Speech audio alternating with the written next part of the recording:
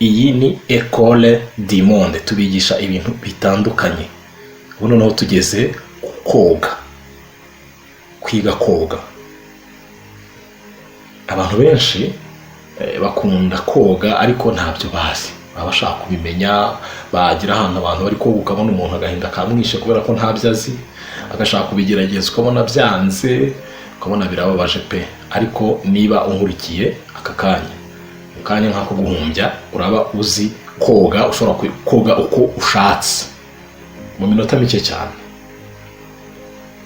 Urashaka kumenya koga mu mazi magari, pisine cyangwa ikiyaga, egera hino, ngwino hano nkwigisha. Nge ndi Niyibizi Theogene, channel ni Ecole du Monde by Niyibizi Theogene. Video zanjye ntizikagucike kuko ni ibintu by'ubwenge binyuraho gusa. Ngwino rero, injira mu mazi nkwigisha, biroroshye. Koga bikorwa mu buryo butandukanye, uburyo tuzagenda tuburebera hamwe kandi ntazagira na kimwe kigucika. Ubu ngubu tugiye gutangirana n'umuntu utabizi ariko ushaka kubimenya vuba. Niba ari bwo ugeze mu mazi rero, uramenye wikwihutira gusimbukira mu mazi kubera ko wabonye n'abandi bijugunyamo. Ukabona umuntu asimbukiye hariya ruza ageze aho ngaho ati ngiye guhera hariya. Oya, ni ubwa mbere uhageze, cyangwa se niba utazi no koga, attention, havuda akora amabara wa mugani wa babandi. Niba ari bwo rero ugeze ku mazi, niba ari buje kwiga koga, niba uri kuri pisine, manukira ku rwego rwabugenewe. Hari urwego, hari inzego nyinshi ziba ziri kuri pisine zimanuka zijya mu mazi. Reba, haba handitse na metero z'aho hantu ujya kuzimu bwaho. Reba, hari metero nkeya za mbere zishoboka, aba ariho umanukira kuri uru rwego, uhagarare mu mazi aho ubasha guhagarara, amazi akakugera mu ijosi. Aho ngaho uhagaze bisobanuye ko nujya kugira icyo ukora, uragikora ugaruka inyuma, ugaruka ahagufi kurushaho. Icyo kwijugunya mu mazi cyo ntakikubujije, uramenye ntugikore kuko ntabwo uzi koga. Gusa biroroshye, nta kidasanzwe, ni ibintu simple. Ukigera mu mazi rero, ibi bintu birihutirwa, nibyo ugomba kumenya mbere y'ibindi byose, nibyo ugomba kwitaho mbere y'ibindi byose. Icyambere, ikuremo ubwoba. Niba uri umunyabwoba, banza ubwikuremo. Hari abantu batinya amazi, bayabona akumva yajya no kwifotoza agakandikizamo ikirenge kimwe, akifotoza akandikijemo ikirenge. Za muntu yashyize kuri statut ifoto y'ikirenge kimwe imvura magikandiye muri pisine. Ubona bisekeje, ariko nizere ko iyi video zamara kuyireba byibuze wamenye ibyo noneho wakora. Numara kwikuramo ubwoba, wikumva ko ufite ibiro, niba ufite ibiro 500 wakoga, kuko ntabwo uruta imvubu uko zoga se ntiziheremo. Barene ipima amatoni n'amatoni 2-3 kwitamanuka ngo ihinde mu mazi. Ushobora kuvuga uti ibyo ngibyo nuko Imana wenda yabiremeye mu mazi, ariko ntabwo ari byo. Nubwo yarabiremeye mu mazi, niyo wafata amatungo, ufata nk'isanzwe iba mu nzu itarigeze iva mu kiraro, cyangwa se irindi tungo risanzwe, urijugunye mu kiyaga cyangwa mu mazi magari, riroga ryambuke rigere hakurya, nta kibazo na kimwe rigize, kubera ko ryo nta mwanya rifite wo gutekereza ngo nshobora kugira gutya ngo byagenda gutya. ariko kubera gutekereza ubwoba nyine witabuza. Icyo rero icyambere, ikuremo ubwoba, ubundi uhagarare mu mazi utuje. Reka rero nkwereke ibintu ugiye kunkorera byihutirwa. Ukimara kuhagarara mu mazi, ubwoba bwimazemo neza. Icyambere, ndashaka kwigisha guflota, kureremba mu mazi. Bariya bose bareremba ntabwo bayavukiyemo, ariko kubura umusirimu utazi koga numva birababaza. Rimwe na rimwe ukabona abantu bashaka no kugera ku mazi kugira ngo atabona abandi barimo koga. ariko noneho dore ikintu ugiye kwita unkorera. Icyambere, hita umira umwuka. Kumira umwuka ni mira umwuka, uwumire uhita umanuka usutamye mu mazi. Mu gihe ukimanuka uhita uvana amaguru hasi, donc ube nk'usimbuka, donc ube nk'uvana amaguru hasi, umanuka amaguru wayavanye hasi, amaboko arambuye, ukuri buyafate kose. Ariko ubanze umire umwuka kugira ngo udahumekera mu mazi. Umanure umutwe hasi mu mazi, amaguru wayavanye hasi, ntuhumeke kugira ngo amazi ataguca mu mazuru no mu matwi. Ibyo nubikora urajya kumva wumve uri mu kirere.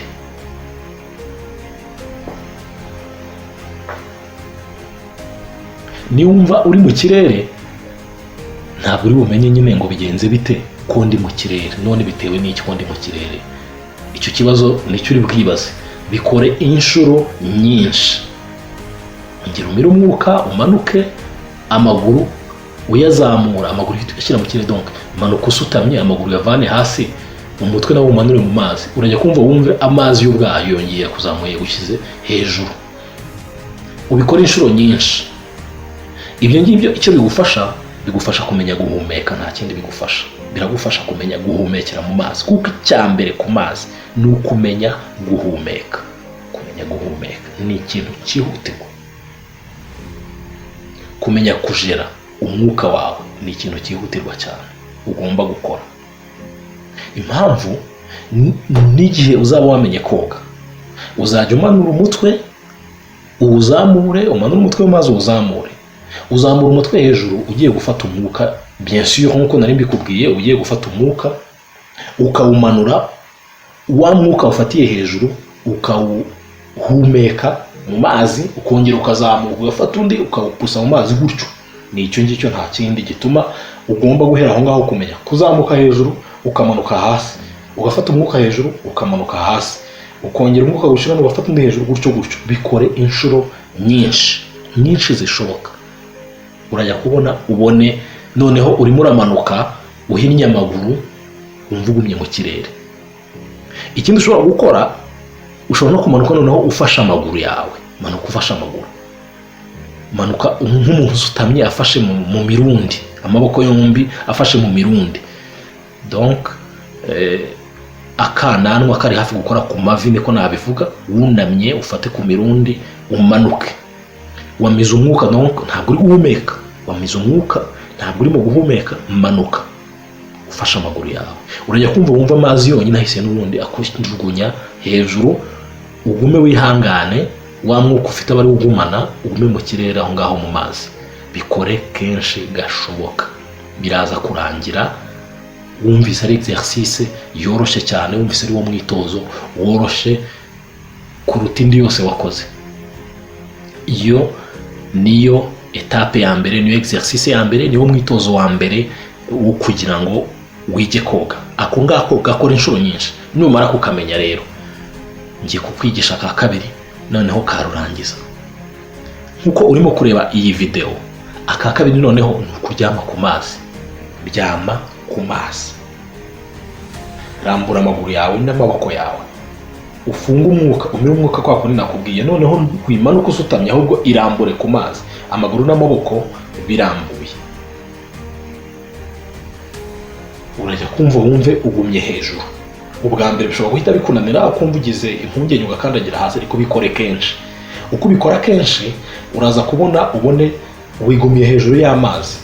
Ushobora no gukoma amashyi nkuko urimo kureba aka video. Ushobora no gukoma amashyi, amaboko ukayakoresha hejuru, uryamye ku mazi nta kibazo. Icyambere ni iki nakubwiye, ivanemo ubwoba, nta kindi. Niba ivana mu bwoba byose biroroshye, birashoboka. Ni noneho ubwo umaze kumenya kuryama ku mazi,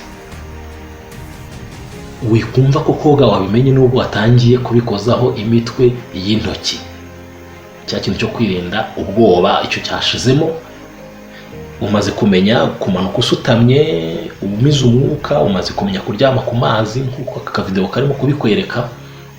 Ibi byo byombi noneho niba umaze kubimenya, ngiye kukwigisha noneho kwegera imbere, kugenda uflota, ukururinda ku mazi kwa kundi. Ibyo bikorwa n'amaguru n'amaboko, ariko ntabwo uri buhite ukoresha amaguru n'amaboko kuko nturabimenyera. Wamaze kuharyama ariko nturamenya gukoresha amaguru n'amaboko byombi icyarimwe. Hari abantu rero babikora mu cyaro, murabizi. Hari abakoreshaga nk'akajerekani, ugasanga akajerekani agafashe, akaryamyeho, agafashe mu maboko cyangwa se agashyize mu maguru, akagashyira mu maguru, agakoresha amaboko yonyine kugira ngo agende, cyangwa se agafatisha amaboko igihimba kugira ngo igihimba kigume kiri poze kitari ku jegajega, agakoresha amaguru ye.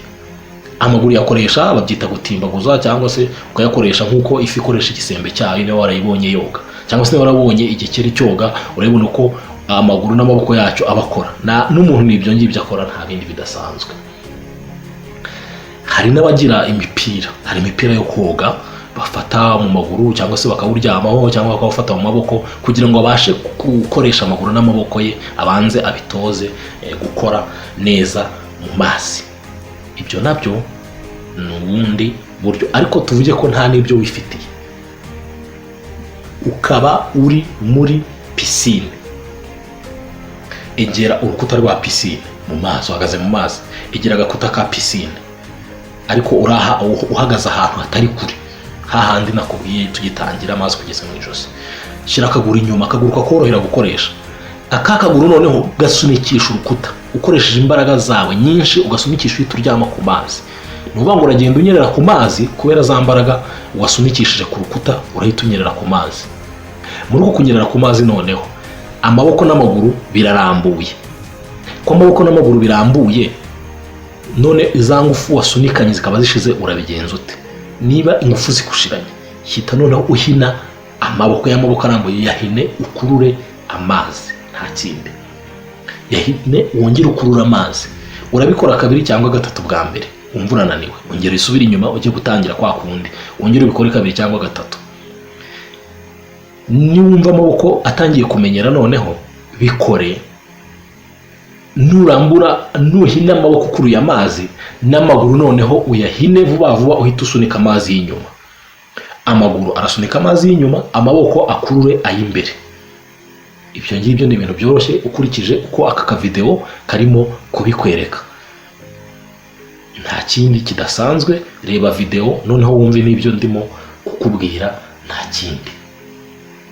Ibyo numara kubikora inshuro nyinshi, umaze kubikore kenshi gashoboka, ariko nubona utangiye kuguma hejuru ugakora nka twamuvuma tungahe tw'amaboko n'amaguru, wikwihutira kuvuga ko wabimenye ngo ujye ahantu harehare, kuko hari ibyo utaramenyera. Numara kubimenya ibyo ngibyo rero, ubona wabimenyeye neza, nta bwoba, nta gihunga, ntaki, tangira kwegera inyuma ho gato. Noneho wenda ahantu amazi ushobora kukurengera, ugaruke. Birabujijwe, si byiza kujya koga ngo ujya kwiga koga ngo hera harehare, ngo hera hagufi ujya harehare, kuko ushobora kunanirwa. Ahubwo uva harehare ujya hagufi kugira ngo unanirwe ugeze ahantu ushobora guhagarara. Ubwo icyo usabwa ni igiki rero? Niba wumva ufite ubushobozi, ubwoba bwagushizemo, noneho hera ahantu amazi yakurengera. Shira ubwoba n'impungenge, simbukira mu mazi uryamye, ubundi zamuvumo wakoreshaga amaboko n'amaguru uhita ubikora vuba vuba, urumva ugumye hejuru. Ubwo ikiri gukurikireho ni uko urarwana no kugera ahantu hagufi wahagararaga, urabikora kugera uhageze. Nta kidasanzwe, biroroshye cyane. Urajya kubona ubona ugeze ahantu, wenda uraba wahagiye ufite n'ubwoba, uruhuke. Numara kuruhuka, subirayo, wongere ugaruke, gutyo gutyo. Nta kindi, urajya kubona ubone urimo urambuka pisine, urimo urambuka ikiyaga mu kanya nk'ako guhumbya. Ibi ngibi ushobora kubikora mu munsi umwe, iminsi ibiri. Ubundi umuntu ufite courage, ufite ubushake, ndagira ngo nkubwire ko koga mu minsi 4 waba wabimenye, ushobora kugera sinavuga ngo kure hashoboka, ariko byibuze ushobora kureremba ku mazi nk'aya mazi za pisine ziba ari ntoya, ushobora kugera ahantu wumva ushaka. Wananirwa, pisine bifite inzego nyinshi ku mpande, aho unaniriwe ugafata. Ikindi, irinde kogera mu mazi hagati, n'icyo ngicyo ugikora. Niba ari buki ukibimenya, oga wegereye wa mukingo wa pisine kugira ngo nunanirwa ahite ufatirizaho. Iyo umuntu ari mu mazi aho yumva yorohereye, nufatirizaho urumva bidasaba imbaraga nyinshi, uragenda ufasheho, ubundi uruhuke. Numara kuruhuka wongere utangire gutyo gutyo, nta kindi. Iyi rero niyo etape ya mbere. Ubu buryo nakubwiraga nibwo buryo bworoshye cyane, abantu bose bazi koga. Ni uburyo bita la brasse. mu rurimi rw'igifaransa. Nibwo buryo bworoshye cyane, abantu bose nibyo boga, nibyo bagerageza.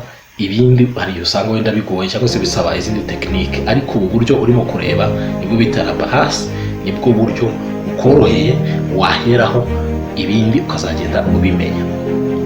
Iri ni ryo somo rya mbere mu masomo agera kuri 6 ngomba kuguha kugira ngo umenye koga uburyo bwose baribona muri za Jeux Olympiques n'iki bose bakora, nawe ukamenya kubikora.